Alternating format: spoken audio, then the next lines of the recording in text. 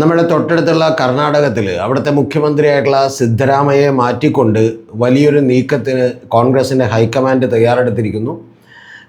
അങ്ങനെ DK ശിവകുമാർ ഈ വരുന്ന ബുധനാഴ്ച മിക്കവാറും തന്നെ സത്യപ്രതിജ്ഞ ചെയ്ത് മുഖ്യമന്ത്രിയെ അധികാരം ഏറ്റെടുക്കാനാണ് സാധ്യത. അദ്ദേഹം ഇപ്പോൾ അവിടുത്തെ കർണാടകയിലെ ഗവർണറെ കണ്ടുകൊണ്ടിരിക്കുകയാണ്. അപ്പോൾ അതിനുശേഷം അതിൻ്റെ നിയമസഭാ കക്ഷി വിളിച്ചു ചേർത്തിട്ടുണ്ട്. ആ നിയമസഭാ കക്ഷിയുടെ ലീഡറായി അദ്ദേഹത്തെ ഉടൻ തന്നെ തിരഞ്ഞെടുക്കപ്പെടും. ഇന്ന് വൈകുന്നേരം തന്നെ, അതായത് 2-3 ദിവസങ്ങൾക്കുള്ളിൽ തന്നെ അദ്ദേഹം മുഖ്യമന്ത്രിയായി സത്യപ്രതിജ്ഞ ചെയ്യും. അപ്പോൾ ഇതിലേക്ക് നയിച്ചിട്ടുള്ള കാരണങ്ങൾ എന്താണ് എന്നുള്ളതാണ് നമ്മുടെ വീഡിയോ ഇന്ന് വളരെ കൃത്യമായി ഒന്ന് വിശകലനം ചെയ്യാൻ വേണ്ടി ശ്രമിക്കുന്നത്. കഴിഞ്ഞ ദിവസങ്ങളിൽ തന്നെ ഇതിൻ്റെ വീഡിയോയുടെ കുറേ ഭാഗങ്ങൾ നമ്മൾ എടുത്തിരുന്നു ഒരു വീഡിയോയിൽ തന്നെ. അപ്പോൾ ഇതിൽ നമുക്കറിയാം, ഇപ്പോൾ 5 കൊല്ലമാണ് ഭരണകാലാവധി. അതിൽ 2.5 കൊല്ലം സിദ്ധരാമയ്യയും 2.5 കൊല്ലം DK ശിവകുമാറും എന്ന് പറയുന്ന ഒരു കരാർ തന്നെ നിലവിലുണ്ടായിരുന്നു. അത് രേഖാമൂലം തന്നെ അവിടെ ഉണ്ടായിരുന്നു എന്നുള്ളത് വാസ്തവമാണ്. പക്ഷേ 2.5 കൊല്ലം എന്നുള്ളത് 3 കൊല്ലത്തേക്ക് നീട്ടിക്കൊണ്ടുപോയി. പക്ഷേ ഇനിയും അങ്ങനെ നീട്ടിക്കൊണ്ടു പോകാൻ കഴിയില്ല എന്ന വളരെ കൃത്യമായിട്ടുള്ളൊരു നിലപാട് യഥാർത്ഥത്തിൽ രാഹുൽ ഗാന്ധി കൂടി എടുത്തിരിക്കുന്നു. അതിൻ്റെ അടിസ്ഥാനത്തിലാണ് ഇത്തരത്തിലൊരു മാറ്റം ഇപ്പോൾ ഉണ്ടാകുന്നത്. പക്ഷേ ഈ മാറ്റം ഉണ്ടാകുമ്പോഴും കോൺഗ്രസ് ഗവൺമെൻറ്റിന് അല്ലെങ്കിൽ കോൺഗ്രസ്സിന് വലിയ ഭയമുണ്ട്. ആ ഭയത്തിൻ്റെ അടിസ്ഥാനത്തിൽ സിദ്ധരാമയ്യയെ കൂടി കണക്കിലെടുക്കുകയും അദ്ദേഹത്തിൻ്റെ മകനായിട്ടുള്ള യതീന്ദ്രക്ക് അവിടെ ഉപമുഖ്യമന്ത്രി സ്ഥാനം തന്നെ നൽകാൻ ഏതാണ്ട് തത്വത്തിൽ സമ്മതിക്കുകയും ചെയ്തിട്ടുണ്ട്. അതിൻ്റെ പ്രധാനപ്പെട്ട കാരണം, ഈ കഴിഞ്ഞ 3 കൊല്ലം മുഖ്യമന്ത്രിയായിരുന്നപ്പോൾ തന്നെ സിദ്ധരാമയ്യയോടൊപ്പം നിരവധി MLA മാർ ചേർന്നിരുന്നു.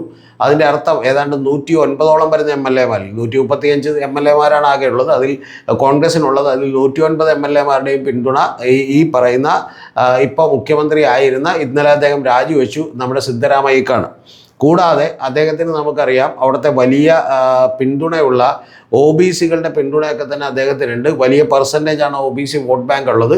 പക്ഷേ അതോടൊപ്പം തന്നെ അതൊരു കൺസോളിഡേറ്റഡ് വോട്ട് ബാങ്ക് അല്ല. അതുപോലെ തന്നെ ലിംഗായത്തിൻ്റെയും അതുപോലെ ഒക്കലിംഗ സമുദായത്തിൻ്റെയും ഒക്കെ തന്നെ പിന്തുണ കുറച്ചുകൂടി ഉള്ളത് യഥാർത്ഥത്തിൽ നമ്മുടെ DK ശിവകുമാറിന് കൂടിയാണ്. അപ്പോൾ അത്തരത്തിലുള്ള ചില വലിയ പ്രശ്നങ്ങളുണ്ട്. കൂടാതെ ജാതി സെൻസസ് അംഗീകരിച്ചുകൊണ്ടാണ് അദ്ദേഹം പടിയിറങ്ങുന്നത് എന്ന് പറയുന്ന പ്രശ്നങ്ങളൊക്കെ ഉണ്ട്. പക്ഷേ എന്തുകൊണ്ടാണ് ഇപ്പോൾ ഒരു മാറ്റത്തിന് കോൺഗ്രസ് തയ്യാറെടുത്തത് എന്നുള്ളതാണ് ഏറ്റവും പ്രധാനപ്പെട്ട കാര്യം. കൂടാതെ രാഹുൽ ഗാന്ധിയൊക്കെ തന്നെ വളരെ കൃത്യമായി സിദ്ധരാമയ്യയോടൊപ്പം തന്നെ നിൽക്കുകയായിരുന്നു എന്നുള്ളതും വാസ്തവമായിട്ടുള്ളൊരു കാര്യമാണ്. പക്ഷേ പ്രിയങ്ക ഗാന്ധിക്കും സോണിയ ഗാന്ധിക്കുമൊക്കെ ഒരു സോഫ്റ്റ് കോർണർ നമ്മുടെ DK ശിവകുമാറിനോടുകൂടി ഉണ്ടായിരുന്നു. കാരണം BJP-യിൽ നിന്ന് വലിയ ഓഫറുകൾ വന്നിട്ട് ഉപമുഖ്യമന്ത്രി സ്ഥാനമൊക്കെ തന്നെ ഓഫർ ചെയ്തിട്ട് പോകാത്തൊരു നേതാവാണെന്നും, കൂടാതെ പാർട്ടിക്ക് വേണ്ടി അദ്ദേഹം എൻഫോഴ്സ്മെൻറ്റ് ഡയറക്ടറേറ്റിനടക്കം കേസുകളെയൊക്കെ തന്നെ നേരിട്ട ഒരാളാണെന്നും, പിന്നെ വലിയ ധനാഢ്യനായിട്ടുള്ള ഒരാളാണ്. പക്ഷെ അദ്ദേഹത്തിൻ്റെ സമ്പാദ്യം നേരത്തെയൊക്കെ ഞാൻ അദ്ദേഹത്തെ ശ്രദ്ധിച്ചു തുടങ്ങുമ്പോൾ അദ്ദേഹത്തിൻ്റെ സമ്പാദ്യം ഏതാണ്ട് 800 കോടി രൂപയിലധികമായിരുന്നു. ഇപ്പോൾ അത് 1500 കോടി രൂപയിലധികമാണ് അദ്ദേഹത്തിൻ്റെ ഡിക്ലെയർഡ് അസറ്റ്സ് എന്ന് പറയുന്നത്. യഥാർത്ഥത്തിൽ അതൊരു 4000-5000 കോടി വരും എന്നുള്ളതാണ് നമ്മളിപ്പോൾ അദ്ദേഹത്തിൻ്റെയൊക്കെ സ്ഥലമായിട്ടുള്ള ഒരു കനക്പുരയിൽ ചെന്ന് അന്വേഷിച്ചാൽ നമുക്ക് മനസ്സിലാക്കാൻ കഴിയുന്നത്. കഴിഞ്ഞതിന് മുമ്പത്തെ തവണ അദ്ദേഹത്തിൻ്റെ അനിയൻ മാത്രമാണ് ഒരേ ഒരു MP അവിടെ നിന്ന് ജയിച്ചത്. അത് ഇതേ കനക്പുരയിൽ നിന്നാണ്. അപ്പോൾ അദ്ദേഹം എന്താണെങ്കിലും ഇപ്പോൾ മുഖ്യമന്ത്രിയായി തീരാൻ പോകുന്നു. അതിൻ്റെ പ്രധാനപ്പെട്ട കാര്യമെന്ന് പറയുന്നത്, കോൺഗ്രസ് അവിടെ കർണാടകത്തിൽ നിരന്തരമായ സർവേകൾ നടത്തിയിരുന്നു, 2-3 സർവേകൾ. ആ 3 സർവേകളിലൂടെയും അവർക്ക് കണ്ടെടുത്തത് അതെല്ലാം തന്നെ സുനിൽ കനകോലുവിൻ്റെ കൂടി നേതൃത്വത്തിലാണ്, ആശീർവാദത്തോടെയാണ്, ചില ഏജൻസികളെ വെച്ചാണ് സർവേ ചെയ്തത്. ആ സർവേകളിലെല്ലാം തന്നെ കണ്ടെത്തിയിട്ടുള്ളൊരു കാര്യം, വലിയ ഒരു അസംതൃപ്തി ജനങ്ങൾക്കിടയിലുണ്ടെന്നും സിദ്ധരാമയ്യ ഗവൺമെൻറ് അത്രത്തോളം പോപ്പുലർ അല്ല എന്നുമുള്ളതാണ് അവർ കണ്ടെത്തിയത്. അപ്പോൾ അതുകൊണ്ട് തന്നെ 2028 നടക്കാനുള്ള തെരഞ്ഞെടുപ്പിൽ മിക്കവാറും തന്നെ ഭരണം നഷ്ടമായേക്കാം എന്ന് പറയുന്ന ഒരു പ്രതീതിയാണ് ജനിച്ചിട്ടുള്ളത്. അപ്പോൾ അതിനെ നേരിടാൻ വേണ്ടി കൂടിയാണ് അടുത്ത 2 കൊല്ലങ്ങൾ കൊണ്ട് വലിയ ജനപ്രീതിയുള്ളൊരു ഗവൺമെൻറ്റാക്കി ഇതിനെ മാറ്റുക, ഒരു ഭരണ തുടർച്ച ഉണ്ടാക്കുക എന്ന് പറയുന്ന ഒരു പ്രധാനപ്പെട്ട കാര്യം കൂടി ആണ് ഈ DK ശിവകുമാറിൻ്റെ കയ്യിലേക്ക് എത്തിച്ചിട്ടുള്ളത് എന്ന് പറഞ്ഞാൽ അത്രയും ഭാരിച്ച ഉത്തരവാദിത്തമാണ്. 2 കൊല്ലം കൊണ്ട് വലിയ തോതിലുള്ള ഇമേജ് ബിൽഡിംഗ് കൂടി അദ്ദേഹം നടത്തേണ്ടതുണ്ട്. അപ്പോൾ യഥാർത്ഥത്തിൽ ഈ ഗവൺമെൻറ് അധികാരത്തിലേക്ക് വന്നപ്പോൾ തന്നെ കൊടുത്തിട്ടുള്ള സ്ത്രീകൾക്ക് യാത്രാ സൗജന്യമടക്കമുള്ള നിരവധി പദ്ധതികൾ അവിടെ നടപ്പാക്കിയിരുന്നു. ആ നടപ്പാക്കിയത് കൂടാതെ ഇനി എന്താണ് കൂടുതലായിട്ട് ചെയ്യാൻ കഴിയുക എന്ന് പറയുന്ന ഒരു വലിയ ചോദ്യം കൂടിയുണ്ട്. അത്തരത്തിൽ വലിയ വെല്ലുവിളികളെയാണ് യഥാർത്ഥത്തിൽ DK ശിവകുമാർ നേരിടുന്നത്. ഇത് ഡി കെ ശിവകുമാറിൻ്റെ വ്യക്തിപരവും രാഷ്ട്രീയവുമായിട്ടുള്ള വെല്ലുവിളിയാണെങ്കിൽ അവിടെ കോൺഗ്രസ് നേരിടാനിരിക്കുന്ന വലിയൊരു വെല്ലുവിളി കൂടിയുണ്ട്. അത് ജൂൺ 18 മല്ലികാർജ്ജുൻ ഖാർഗെ അടക്കമുള്ള 4 രാജ്യസഭാംഗങ്ങളുടെ കാലാവധി കഴിയുകയാണ്.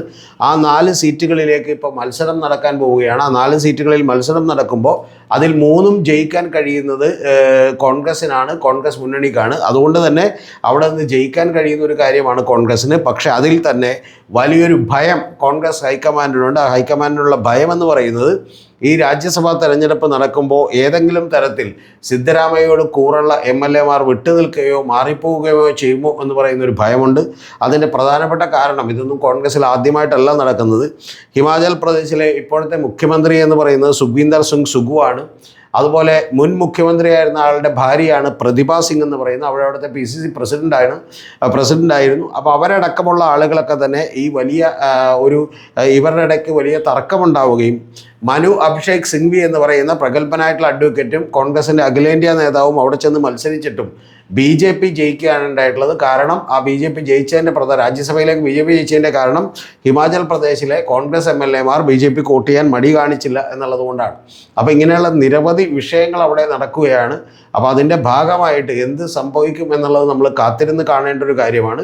പക്ഷേ വലിയ പ്രശ്നമൊന്നും ഉണ്ടാകാൻ സാധ്യതയില്ല. അതിൻ്റെ പ്രധാനപ്പെട്ട കാര്യം, നേരത്തെ പറഞ്ഞതുപോലെ അദ്ദേഹത്തിൻ്റെ മകൻ ഉപമുഖ്യമന്ത്രിയാക്കുന്നതടക്കം നിരവധി വലിയ പോർട്ട്ഫോളിയോകൾ സിദ്ധരാമയ്യ പറയുന്നവർക്ക് കൊടുക്കുന്നതടക്കം, അതുപോലെ തന്നെ പാർലമെൻറ്റിലെ രാജ്യസഭാ നേതാവായിട്ട് അദ്ദേഹത്തെ നിയമിക്കുന്നതടക്കം, രാജ്യസഭയിലേക്ക് ഒരു സീറ്റ് കൊടുക്കുന്നതടക്കം, അവിടുത്തെ നേതാവായി നിയമിക്കുന്നതടക്കമുള്ള ഒരുപാട് ഓഫറുകൾ അദ്ദേഹത്തിന് മുമ്പിലേക്ക് വെച്ചിട്ടുണ്ട്.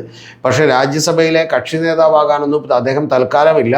പകരം ഈ കർണാടക പൊളിറ്റിക്സിൽ തന്നെ ഞാൻ നിൽക്കും എന്നുള്ളതാണ് അദ്ദേഹം ഇപ്പോൾ ഏറ്റവും ഒടുവിലായി പറഞ്ഞേക്കുന്നത്. പക്ഷേ ബാക്കിയുള്ളതൊക്കെ കാത്തിരുന്ന് കാണേണ്ടതാണ്. ഇനി ഇതിൽ അവിടെ ബിസിനസ് പരമായിട്ടൊക്കെ തന്നെ വലിയ ഉയർച്ചകൾ ഉണ്ടാകുന്നുണ്ട്. ചില കമ്പനികൾക്ക് വലിയ നേട്ടമുണ്ടാകുന്നുണ്ട്. കാരണം ഡി കെ ശിവകുമാർ മുഖ്യമന്ത്രിയാകും എന്ന് പറഞ്ഞതോടുകൂടിയാണ് അത് സംഭവിക്കുന്നത്. അതിൻ്റെ പ്രധാനപ്പെട്ട കാരണം നിങ്ങൾക്കെല്ലാം ഓർമ്മയുണ്ടാവും. VG സിദ്ധാർത്ഥ് എന്ന് പറയുന്ന കഫേ കോഫി ഡേയുടെ സ്ഥാപകൻ ഓർമ്മയുണ്ടാവും. അദ്ദേഹം ഒരു പാലത്തിൻ്റെ സൈഡിൽ സ്വന്തം ബെൻസ് കാർ എടുത്ത് ഇറങ്ങുകയും ഡ്രൈവറോട് നിർത്താൻ പറയും. ഇറങ്ങി അദ്ദേഹം ചാടി മരിക്കുകയുമാണ് ചെയ്തിട്ടുള്ളത്, ആത്മഹത്യ ചെയ്യുകയാണ് ചെയ്തിട്ടുള്ളത്. ഇന്ത്യ മുഴുവൻ ഞെട്ടിയിട്ടുള്ള ഒരു കാര്യമാണ്. കാരണം 4000 ഏക്കറിലധികം കാപ്പിത്തോട്ടമുള്ള വലിയ സമ്പന്നനായിട്ടുള്ള ഒരാൾ എന്തിനാണ് ഇങ്ങനെ ചെയ്തത് എന്നുള്ളത് നമ്മളെല്ലാം വേദനിപ്പിച്ചൊരു കാര്യമാണ്. കൂടാതെ ആളുകൾ 15 രൂപയ്ക്ക് 20 രൂപയ്ക്കൊക്കെ കുടിച്ചുകൊണ്ടിരുന്ന കാപ്പി കഫേ കോഫി ഡേ എന്ന് പറയുന്ന ഒരു ബ്രാൻഡ് തുടങ്ങി 350-ലധികം ഔട്ട്ലെറ്റുകൾ തുടങ്ങിക്കൊണ്ട് അത് 100 രൂപയും 110 രൂപയും മേടിച്ചുകൊണ്ട് വിൽക്കാൻ മിടുക്ക് കാണിച്ചിട്ടുള്ള ഒരു മനുഷ്യനാണ് ഈ പറയുന്ന സിദ്ധാർത്ഥ് എന്ന് പറയുന്നത്. അപ്പോൾ ആ കഫേ കോഫി ഡേയുടെയൊക്കെ ബ്രാൻഡിൻ്റെ വാല്യൂ അനുദിനം കൂടിക്കൊണ്ടിരിക്കുന്നു. ഇപ്പം ഷെയർ മേടിച്ച് നോക്കൂ, വലിയ തോതിൽ കൂടും എന്നാണ് അവിടെയുള്ള ജനങ്ങൾ പറയുന്നത്. അങ്ങനെ ഇപ്പം തന്നെ 20% ഷെയറിൽ വലിയ വിലവർധന ഉണ്ടായിട്ടുണ്ട്. ഇതിൻ്റെയൊക്കെ പ്രധാനപ്പെട്ട കാരണം നേരത്തെ പറഞ്ഞ കഫേ കോഫി ഡേയുടെ സ്ഥാപകൻ VG സിദ്ധാർത്ഥൻ്റെ മകൻ അമർത്യ ഹെഗ്ഡെയാണ് ഈ പറയുന്ന ഡി കെ ശിവകുമാറിൻ്റെ മകൾ ഐശ്വര്യയെ കല്യാണം കഴിച്ചിട്ടുള്ളത്. അപ്പോൾ അതും കൂടി ഇതിനകത്ത് ഇത്തരത്തിൽ രാഷ്ട്രീയമായിട്ടുള്ള കാര്യങ്ങളൊക്കെ എങ്ങനെ ഷെയർ മാർക്കറ്റിലും അതുപോലെ ബിസിനസ്സിനെയൊക്കെ അടക്കം ബാധിക്കുന്നു എന്നുള്ളതിൻ്റെ വളരെ ചെറിയൊരു എക്സാമ്പിൾ കൂടിയാണിത്. അത്തരത്തിൽ വലിയ തോതിലുള്ള ഒരു ഹൈപ്പ് ഷെയറിൻ്റെ കാര്യത്തിൽ ഇപ്പം തന്നെ കഫേ കോഫി ഡേക്ക് ഉണ്ടായിരിക്കുന്നു. അത് വലിയ തോതിൽ ഇനിയും വർദ്ധിക്കും. ഡി കെ ശിവകുമാർ മുഖ്യമന്ത്രിയായി സത്യപ്രതിജ്ഞ ദിവസത്തോടു കൂടി. അപ്പോൾ ആ സമയത്ത് ഇതൊക്കെ വിറ്റഴിഞ്ഞാൽ വലിയ ലാഭമുണ്ടാക്കാം എന്നുകൂടിയാണ് ഓഹരി മാർക്കറ്റിലെ പലരും വിചാരിക്കുന്നത്. അത് ഇത്തരം ബന്ധങ്ങളുടെ പേരിൽ കൂടിയാണ്. ടോപ്പിക്ക് കഴിഞ്ഞു. ഇനി താല്പര്യമുള്ളവർ കേട്ടാൽ മതി. ഇത് നമ്മുടെ മറ്റൊരു ചാനലിനെ കുറിച്ചാണ്. നമ്മളൊരു പുതിയ ചാനൽ കൂടി തുടങ്ങിയിട്ടുണ്ട്. അത് പൊതുബോധത്തിനുമപ്പുറം വിത്ത് രതീഷ് ചക്രപാണി എന്നാണ്. എന്ന് പറഞ്ഞാൽ മലയാളത്തിൽ പറഞ്ഞാൽ പൊതുബോധത്തിനുമപ്പുറം രതീഷ് ചക്രപാണിയോടൊപ്പം എന്നാണ്. നമ്മുടെ ഇവിടുത്തെ ഒരു പാരമ്പര്യ മാധ്യമങ്ങളും പത്രങ്ങളും എല്ലാം കൂടി ചേർന്ന് നമ്മളിൽ അടിച്ചേൽപ്പിക്കുന്ന ഒരു പൊതുബോധ നിർമ്മിതിയുണ്ട്. ആ പൊതുബോധ നിർമ്മിതിക്കും അപ്പുറം ചിന്തിക്കുന്നതിന് വേണ്ടിയിട്ടൊരു ചാനൽ തുടങ്ങേണ്ടത് ആവശ്യമാണെന്ന് വിചാരിച്ചിരുന്നു. അതിൻ്റെ പ്രധാനപ്പെട്ട കാരണം ഇപ്പോഴുള്ള ചാനലിൽ ഇടുന്ന പോലെ ഒരു 10 മിനിറ്റ് 15 മിനിറ്റിൻ്റെ വീഡിയോകൾ കൊണ്ടൊന്നും നമുക്ക് കൃത്യമായിട്ട് പല കാര്യങ്ങളും കമ്മ്യൂണിക്കേറ്റ് ചെയ്യാൻ കഴിയില്ല. അപ്പോൾ അതുകൊണ്ട് തന്നെ വളരെ ലെങ്തി ആയിട്ടുള്ള പോഡ്കാസ്റ്റുകൾ വേണമെന്ന് വിചാരിച്ചുകൊണ്ടാണ് അത്തരത്തിലുള്ളൊരു ചാനൽ തുടങ്ങിയത്. അതിൽ വലിയ ലെങ്തി ആയിട്ടുള്ള പോഡ്കാസ്റ്റുകളും അതുപോലെ തന്നെ മറ്റു പല പ്രമുഖരുമായിട്ടുള്ള ഇൻ്റർവ്യൂകളും മാത്രമാണ് ഉണ്ടാവുക.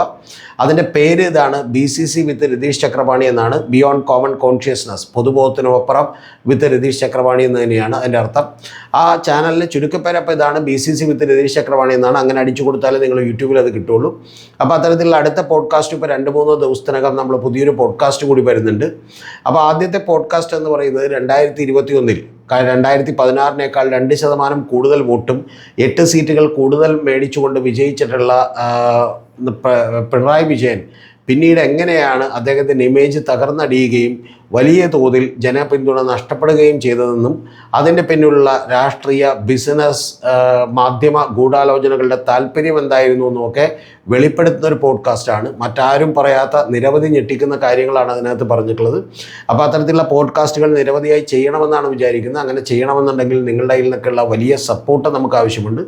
2 തരത്തിൽ നിങ്ങൾക്ക് നമ്മളെ സപ്പോർട്ട് ചെയ്യാം. ഒന്ന്, ഇതിൻ്റെ താഴെ തന്നെ നമ്മുടെ ഗൂഗിൾ പേ നമ്പറും അക്കൗണ്ട് നമ്പറും ഒക്കെ കൊടുത്തിട്ടുണ്ട്. അത്തരത്തിൽ നമ്മളെ സപ്പോർട്ട് ചെയ്യാം. അതല്ല, നിങ്ങൾക്ക് നമ്മുടെ ചാനലിൽ മെമ്പർഷിപ്പ് എടുത്തുകൊണ്ട് സപ്പോർട്ട് ചെയ്യാം. ലെവൽ 1 മുതൽ ലെവൽ 6 വരെയുള്ള നിരവധി പല മെമ്പറുകളിലുള്ള മെമ്പർഷിപ്പ് ഉണ്ട്. അതെടുത്തുകൊണ്ട് സപ്പോർട്ട് ചെയ്യാം. ആ മെമ്പർഷിപ്പുകളൊക്കെ എടുത്തുകൊണ്ട് പ്രത്യേകമായിട്ട് എന്തെങ്കിലും ബെനിഫിറ്റുകൾ നിങ്ങൾക്ക് ഉണ്ടാകണമെന്നില്ല. ഏതെങ്കിലും ചില വീഡിയോകൾ നേരത്തെ കാണാം എന്നുള്ളത് മാത്രമേ ഉള്ളൂ. പക്ഷേ അതിനുമപ്പുറം നമ്മുടെ ഇതുപോലെയുള്ള ചാനലുകൾ നിലനിൽക്കണമെന്നും സത്യം അറിയണമെന്നും താല്പര്യമുള്ളവർക്ക് വേണ്ടി, അവർക്ക് സപ്പോർട്ട് ചെയ്യാൻ വേണ്ടിയിട്ടാണ് നമ്മൾ ഇത്തരത്തിലുള്ള ഒരു ഓപ്ഷൻസ് വെച്ചേക്കുന്നത്. ഇനി ഇതൊന്നും ചെയ്യാൻ കഴിയാത്തവരും നിങ്ങൾ നമ്മളെ സപ്പോർട്ട് ചെയ്തുകൊണ്ടേയിരിക്കുക. അത് വീഡിയോ കാണുന്നതിലൂടെയാണ്. വീഡിയോകൾ നിരന്തരമായി കാണുകയും നിങ്ങളുടെ അഭിപ്രായങ്ങളൊക്കെ തന്നെ രേഖപ്പെടുത്തുകയും ചെയ്യണം എന്ന് മാത്രമാണ് എനിക്ക് നിങ്ങളോട് പറയാനുള്ളത്. അപ്പോൾ നമ്മുടെ പുതിയ ചാനലിൻ്റെ പേര് മറന്നു പോകണ്ട, BCC വിത്ത് രതീഷ് ചക്രവാണി എന്നാണ്.